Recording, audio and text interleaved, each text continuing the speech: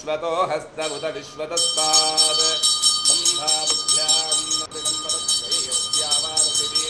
देवहेतः ब्रह्मवत्यै च विद्महे महावाण्यै च धीमहि तन्नः सरस्वतिः प्रचोदयात्। ॐ श्री महासरस्वत्यै नमः। महामङ्गलनीराजनं समर्पयामि, रक्षां धारयामि।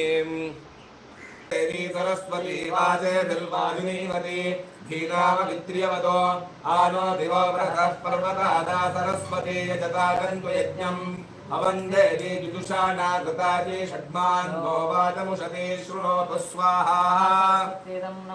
ॐ प्रणो देवी सरस्वती वाचे दिल्वादिनीवती धीनामवित्र्यवतो आनो दिवो बृहतः पर्वतादा सरस्वती यजतागन्तु यज्ञम् अवन्देवी विदुषाणा कृताजी षड्मान्वो वाचमुषते शृणोतु स्वाहा।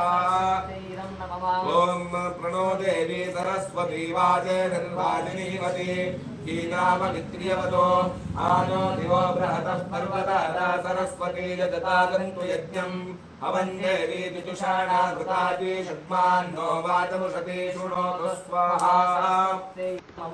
ओम ब्रह्मपत्न्यै च विद्महे महावाण्यै च धीमहि तन्नः सरस्वतिः प्रचोदयात् स्वाहा। ओम ब्रह्मपत्न्यै च विद्महे महावाण्यै च धीमहि तन्नः सरस्वतिः प्रचोदयात् स्वाहा। ओम ब्रह्मपत्न्यै च विद्महे महावाण्यै च धीमहि तन्नः।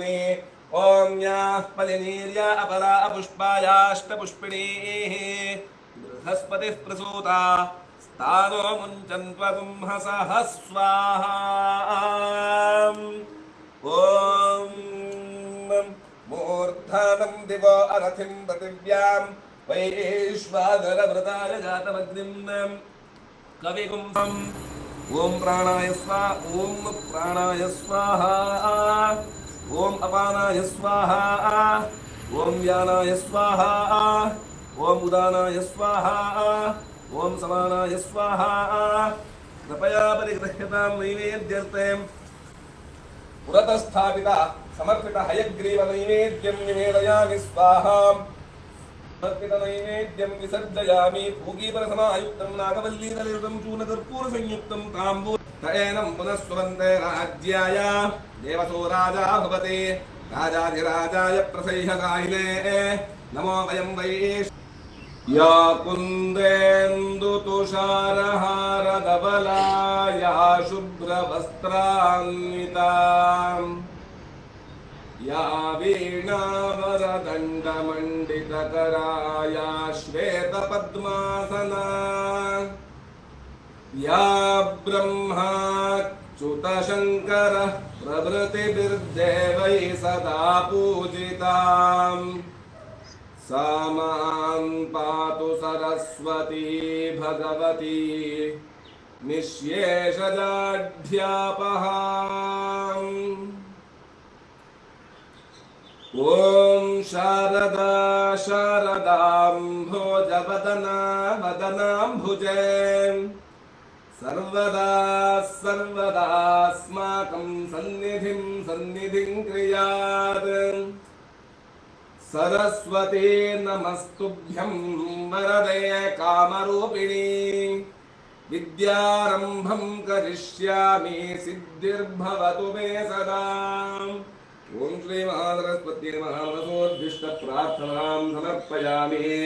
अनेन प्रजापति श्री महासरस्वती उमाकेन्द्रमण श्री परमेश्वरः श्रीयन्तां श्री महासरस्वती श्रीयन्तां अनेन मया कृतया परमेश्वरः श्रीयन्तां तत्र ब्रह्मार्पणस्तु पूजा काले स्वरवर्णमन्त्रमन्त्रलोकस्वराचारणां त्रिपुरयजुतानन्तां गोविन्दाय नमः। विष्णवे नमः विष्णवे नमः विष्णवे नमः। स्वस्ति श्रद्धां मेधां यशः प्रज्ञां विद्यां बुद्धिं श्रियं बलम् आयुष्यं ते आरोग्यं देहि मे हव्यवाहन देहि मे जगदीश्वर देहि मे पुरुषोत्तमं वसीद प्रसादां देहि सुप्रसादः अस्तु। शारदा शारदाम्भोज वदना वदनाम्भुजे सर्वदा सर्वदास्माकं सन्निधिं सन्निधिं क्रियात्। श्री शारदा गुरुभ्यो नमः। विद्या नाम नरस्य रूपमधिकं प्रच्छन्न गुप्तं धनं विद्या भोगकरी यशः सुखकरी विद्या गुरूणां गुरुः विद्या बंधुजनो विदेशगमने विद्या परादैवता ವಿದ್ಯಾ ರಾಜ ಸುಪೂಜ್ಯತೆ ನತು ಧನಂ ವಿದ್ಯಾ ವಿಹೀನ ಪಶು ಅಂತ ಸುಭಾಷಿತಕಾರರು ಹೇಳಿದ್ದಾರೆ. ವಿದ್ಯೆಯ ಮಹತ್ವವನ್ನ ತಿಳಿಸ್ತಕ್ಕಂತಹ ಸುಭಾಷಿತ. ಏನ್ ಹೇಳ್ತಾರೆ? ವಿದ್ಯಾ ನಾಮ ನರಸ್ಯ ರೂಪಮಧಿಕಂ. ಒಬ್ಬರ ಮುಖವನ್ನು ನೋಡಿದ ತಕ್ಷಣ ಇವನು ಎಜುಕೇಟೆಡ್ ಅಲ್ವೋ ಅಂತ ಹೇಳಿ ನಾವು ಚೆನ್ನಾಗಿ ಕಂಡು ಹಿಡಿದು ಬಿಡ್ಬೋದು. ಅವನಲ್ಲಿ ವಿದ್ಯೆ ಇದೆ ಅಂತ ಆದರೆ ನಾಗರಿಕತೆ ಅವನಲ್ಲಿ ಇದ್ದೇ ಇರ್ತದೆ. ವಿದ್ಯೆ ಇಲ್ಲದೆ ಹೋದವನಲ್ಲಿ ನಾಗರಿಕತೆ ಇರೋದಿಲ್ಲ. ಹಾಗಾಗಿ ಅವನು ನೋಡಿದ ತಕ್ಷಣ ಇವನು ವಿದ್ಯೆ ಇದೆಯೋ ಇಲ್ವಾ ಅಂತ ಹೇಳಿ ಕಂಡು ಹಿಡಿಯಬಹುದು. ಅದು ವಿದ್ಯೆಯ ಮೊದಲ ಗುಣ. ಪ್ರಚ್ಛನ್ನ ಗುಪ್ತಂ ಧನಂ ಅಂದ್ರೆ ನಾವು ರಹಸ್ಯವಾಗಿ ಹುದುಗಿಸಿ ಇಟ್ಟಿರುವಂತಹ ದುಡ್ಡು ಅಥವಾ ಯಾರಿಗೂ ಗೊತ್ತಿಲ್ಲದೆ ನಾವು ಇಟ್ಟಿರುವಂತಹ ದುಡ್ಡು ಅಂತ ಹೇಳಬಹುದು. ಧನ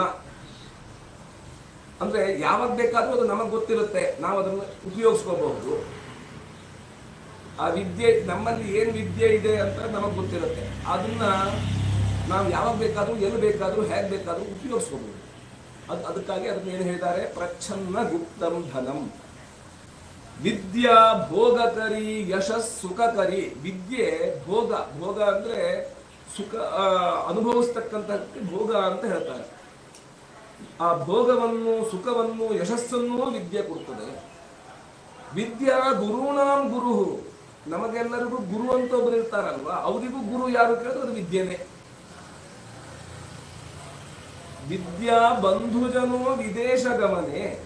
ನಮಗೆ ನಮ್ಮ ಊರನ್ನು ಬಿಟ್ಟು ಅಥವಾ ನಮ್ಮ ದೇಶವನ್ನು ಬಿಟ್ಟು ನಮ್ಮ ರಾಜ್ಯವನ್ನು ಬಿಟ್ಟು ಎಲ್ಲೋ ನಾವು ಹೊರಗಡೆ ಹೋಗಿರ್ತೀವಿ, ಏನೋ ಒಂದು ಮಾಡಿರ್ತೀವಿ. ಅಲ್ಲಿ ಬಂಧು ಜನ ಅಂದ್ರೆ ನಮಗೆ ನೆಂಟರು ಇಷ್ಟು ಅಂತ ಹೇಳ್ತೀವಲ್ಲ, ಅವರು ಯಾರು ನೆಂಟರು? ಆಪತ್ತಿಗೆ ಆದವನೇ ನೆಂಟ ಅಂತ ಹೇಳಿ ಕನ್ನಡದಲ್ಲಿ ಒಂದು ಮಾತಿದೆ. ನಮಗೆ ಏನೋ ಒಂದು ಬಂದಾಗ ವಿದ್ಯೆ ನಮಗೆ ನೆಂಟರಾಗಿ ಬರ್ತಾರೆ, ಬಂಧುವಾಗಿ ಬರ್ತದೆ. ಯಾಕೆ ಅಂದ್ರೆ ಅಲ್ಲಿ ನಮ್ಗೆ ಉಪಯೋಗಕ್ಕೆ ಬರೋದು ವಿದ್ಯೆನೆ. ಹೊರದೇಶಕ್ಕೆ ಹೋದಾಗ ವಿದ್ಯಾ ಬಂಧುಜನೋ ವಿದೇಶ ಗಮನೆ ವಿದ್ಯಾ ಪರಾದೈವತ. ವಿದ್ಯೆ ಹೇಳೋದು ಈ ಇಹಕ್ ಮತ್ತು ಈ ಇಹಕ್ಕೆ ಮಾತ್ರ ಅಲ್ಲ, ಪರಕ್ಕೆ ಅಂದ್ರೆ ನಮ್ಮ ಸತ್ತ ನಂತರದಲ್ಲೂ ನಮಗೆ ವಿದ್ಯೆ ನಮ್ಮ ಜೊತೆಗೆ ಬರ್ತದೆ. ನಾವು ಮಾಡಿದ ಪಾಪ ಪುಣ್ಯದ ಜೊತೆಗೆ ನಮ್ಮ ವಿದ್ಯೆ ಬರ್ತದೆ. ಈ ಜನ್ಮದಲ್ಲಿ ಕಲ್ತಿದ ವಿದ್ಯೆಯನ್ನು ಇಟ್ಟುಕೊಂಡೇ ಮುಂದಿನ ಜನ್ಮದಲ್ಲಿ ನಮ್ಮ ವಿದ್ಯೆಯು ನಿರ್ಧಾರ ಆಗ್ತದೆ. ವಿದ್ಯಾ ರಾಜ ಸುಪೂಜ್ಯತೆ ನತುಧನಂ ವಿದ್ಯಾ ವಿಹೀನ ಪಶು. ರಾಜನಿಂದ ಪೂಜಿಸಲ್ಪಡುವುದು ಯಾವುದು? ಧನ ಅಲ್ಲ, ವಿದ್ಯೆ. ಅಲ್ಲಿ ರಾಜ ವಿದ್ಯಾವಂತರನ್ನ, ಕವಿಗಳನ್ನ, ಎಷ್ಟೋ ವಿದ್ವಾಂಸರನ್ನ ಪೂಜಿಸಲ್ಪಡ್ತಾನೆ, ಅಂದ್ರೆ ಗೌರವಿಸಲ್ಪಡ್ತಾನೆ, ಅವರಿಂದ ಆಧರಿಸಲ್ಪಡ್ತದೆ, ರಾಜನಿಂದ ಸನ್ಮಾನಿಸಲ್ಪಡ್ತದೆ. ವಿದ್ಯೆ ಇದೆ ಅಂತ ಆದ್ರೆ ನಮಗೆ ಎಲ್ಲವೂ ಸಿಗ್ತದೆ. ರಾಜ ಸುಪೂಜ್ಯತೆ ನತು ಧನಂ. ಅದನ್ನು ದುಡ್ಡಿಂದ ನಮಗದು ಸಿಗೋದಿಲ್ಲ. ವಿದ್ಯಾ ವಿಹೀನ ಪಶು.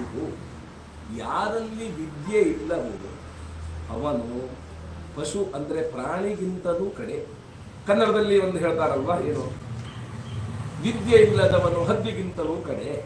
ಅಂದ್ರೆ ಯಾರಿಗೂ ಬೇಡದವನಾಗಿ ಅವನು ಬದುಕ್ತಾನೆ. ಇಷ್ಟೇನಾ ವಿದ್ಯೆ ಅಂದ್ರೆ? ಅಲ್ಲ, ಇದಕ್ಕೂ ಮುಂದರದು ಮತ್ತೂ ಹೇಳ್ತಾರೆ. ನಚೋರಹಾರ್ಯಂ ನಚರಾಜಹಾರ್ಯಂ. ವಿದ್ಯೆ ಇದೆ ಅಂತ ಆದ್ರೆ ಕಳ್ಳರಿಂದ ಕದಿಲಿಕ್ಕೆ ಸಾಧ್ಯ ಇಲ್ಲ ನಮ್ಮನಲ್ಲಿರೋ ವಿದ್ಯೆಯನ್ನ. ನಚ ರಾಜಹಾರ್ಯಂ. ರಾಜಕೀಯ ವ್ಯಕ್ತಿಗಳು ಇಲ್ಲ ರಾಜರೋ ಇಲ್ಲ ಸರ್ಕಾರವೋ ನಮ್ಮ ಹತ್ರದಲ್ಲಿರೋ ವಿದ್ಯೆಯನ್ನ ಇಸ್ಕೊಳ್ಳಿಕ್ಕೆ ಸಾಧ್ಯ ಇಲ್ಲ. ಅಂದ್ರೆ ಏನು, ಆಕ್ಯುಪೈ ಮಾಡ್ಲಿಕ್ಕೆ ಸಾಧ್ಯ ಇಲ್ಲ. ನಮ್ಮ ಆಸ್ತಿಯನ್ನು, ದುಡ್ಡನ್ನು, ಇಲ್ಲ ಭೂಮಿಯನ್ನು ಆಕ್ಯುಪೈ ಮಾಡಬಹುದು ಗೌರ್ಮೆಂಟ್, ಆದರೆ ವಿದ್ಯೆಯನ್ನ ಮಾಡಲಿಕ್ಕೆ ಸಾಧ್ಯ ಇಲ್ಲ. ನ ಭ್ರಾತೃಭಾಜ್ಯಂ.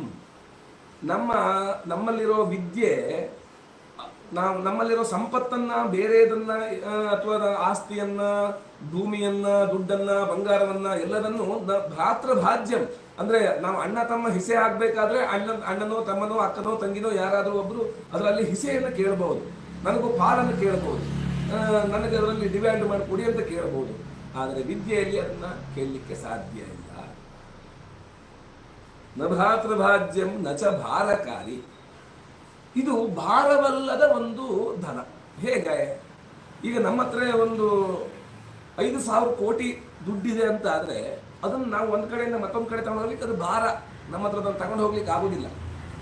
ಆದರೆ ನೀವು 4 ವೇದ, 8 ಪುರಾಣ, 108 ಉಪಪುರಾಣಗಳು, ಅಲ್ಲಿಂದ ಮುಂದೆ ಶಾಸ್ತ್ರಗಳು ಎಲ್ಲದನ್ನೂ ಓದಿದ್ರು, ಅಷ್ಟು ತಿಳ್ಕೊಂಡ್ರು ನಿಮಗೆ ಅದು ಒಂದು ಕಡೆಯಿಂದ ಮತ್ತೊಂದು ಕಡೆ ಹೊತ್ಕೊಂಡು ಹೋಗ್ಲಿಕ್ಕೆ ಅದು ನಮಗೆ ಭಾರ ಅಲ್ಲ. ನಚ ಭಾರಕಾರಿ ವ್ಯಯೇ ಕೃತೆ ವರ್ಧತ ಏವ ನಿತ್ಯಂ. ಅಂದ್ರೆ ಖರ್ಚು ಮಾಡಿದಷ್ಟು ಜಾಸ್ತಿ ಆಗೋದು ಅಂದ್ರೆ ಅದು ವಿದ್ಯೆ ಮಾತ್ರ. ಮತ್ತೆ ಬೇರೆ ಯಾವುದನ್ನೇ ನೀವು ಖರ್ಚು ಮಾಡಿದ್ರೆ ಖರ್ಚಾಗ್ತದೆ, ಮತ್ತೆ ಜಾಸ್ತಿ ಆಗೋದಿಲ್ಲ, ಮತ್ತು ಹೊಸದಾಗಿಂದ ದುಡಿಬೇಕಾಗ್ತದೆ. ಆದರೆ ವಿದ್ಯೆಯನ್ನು ಮಾತ್ರ ಹಾಗಲ್ಲ. ಇವತ್ತು ನಾನು ಒಬ್ಬನಿಗೆ ಒಂದು 4 ಶ್ಲೋಕವನ್ನು ಹೇಗೆ ಕೊಟ್ಟೆ ಅಂದರೆ ಅದು ನನ್ನಲ್ಲಿ ಮತ್ತು ಸ್ಥಿರ ಆಯಿತು, ಗಟ್ಟಿ ಆಯಿತು, ನನಗದು ಮತ್ತು ಚೆನ್ನಾಗಿ ಗೊತ್ತಾಯಿತು. ಪ್ರತಿಯೊಂದು ಅಕ್ಷರದಲ್ಲೂ ನನಗೆ ಗ್ರಿಪ್ ಬಂತು. ಅದಕ್ಕಾಗಿ ಹೇಳಿದ್ದು ಏನು, ವ್ಯಯೇ ಕೃತೆ ವರ್ಧತ ಏವ ನಿತ್ಯಂ. ಖರ್ಚು ಮಾಡಿದಷ್ಟು ಜಾಸ್ತಿ ಆಗ್ತದೆ.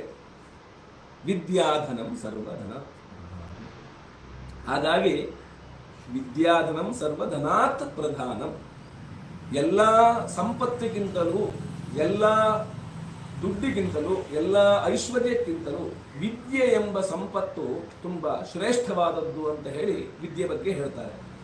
ಅಂತಹ ವಿದ್ಯೆಗೆ ಅಧಿದೇವತೆಯಾದಂತಹ ಬ್ರಹ್ಮನ ಪತ್ನಿಯಾದಂತಹ ಮಹಾ ಸರಸ್ವತಿಯನ್ನ ಇವತ್ತು ಆವಾಹನೆ ಮಾಡಿ, ಅದಕ್ಕೆ ಷೋಡಶೋಪಚಾರ ಪೂಜಾದಿಗಳನ್ನು ಮಾಡಿ, ಅಲ್ಲಿಂದ ಮುಂದೆ ಅದಕ್ಕೆ ಉಂಟಾದಂತಹ ಜಪತಪಾದಿಗಳನ್ನು ಮಾಡಿ, ಆ ಜಪಕ್ಕೆ ಸರಿಯಾದಂತಹ ಹೋಮವನ್ನು ಮಾಡಿ, ಇವತ್ತು ಇಲ್ಲಿ ಈ ಅನುಷ್ಠಾನವನ್ನ, ಈ ಪೂಜೆಯನ್ನ, ಈ ಒಂದು ಕಾರ್ಯಕ್ರಮವನ್ನ ಸಂಪನ್ನವಾಗಿ ನೆರವೇರಿಸಿದ್ದೇವೆ. ಈ ನಾವು ಕೊಡ್ತಕ್ಕಂತಹ ಹವಿಸ್ಸನ್ನ, ಆಜ್ಯಾದಿಗಳನ್ನ, ಪೂರ್ಣಾಹುತಿಯನ್ನ ಆ ದೇವರು ಪೂರ್ಣ ಮನಸ್ಸಿನಿಂದ ಅದನ್ನು ತಗೊಂಡು ನಮ್ಮ ಎಲ್ಲರಿಗೂ ಸುಖ, ಶಾಂತಿ, ನೆಮ್ಮದಿ, ಆಯಸ್ಸು, ಆರೋಗ್ಯ, ಐಶ್ವರ್ಯ, ಅಂಗಾದಿಗಳನ್ನು ಕೊಡಲಿ. ವಿಶೇಷವಾಗಿ ಇವತ್ತಿನ ಸಂಕಲ್ಪಕರ್ತರು ಅವರ ಮಕ್ಕಳ ವಿದ್ಯಾಭ್ಯಾಸಕ್ಕೋ ಅಥವಾ ಅವರಿಗೆ ಬುದ್ಧಿಯ ವೃದ್ಧಿಗಾಗೋ, ಶ್ರದ್ಧೆಯ ವೃದ್ಧಿಗಾಗೋ ಈ ಥರದ್ದು ಯಾವುದೇ ಒಂದು ಕಾಮನೆಯನ್ನು ಇಟ್ಟುಕೊಂಡು ಇಲ್ಲಿ ಏನು ಈ ಕಾರ್ಯಕ್ರಮವನ್ನು ಮಾಡಿಸಿದ್ದಾರೆ, ಅವರಿಗೆ ಅವರ ಮನಸ್ಸಿನಲ್ಲಿ ಯಾವ ಸಂಕಲ್ಪವನ್ನು ಇಟ್ಟುಕೊಂಡಿದ್ದಾರೆ ಅದನ್ನು ನೆರವೇರಲಿ ಅಂತ ಹೇಳಿ ನಾವೆಲ್ಲರೂ ಬ್ರಾಹ್ಮಣರ ಆಶೀರ್ವಾದವನ್ನು ಮಾಡ್ತೇವೆ.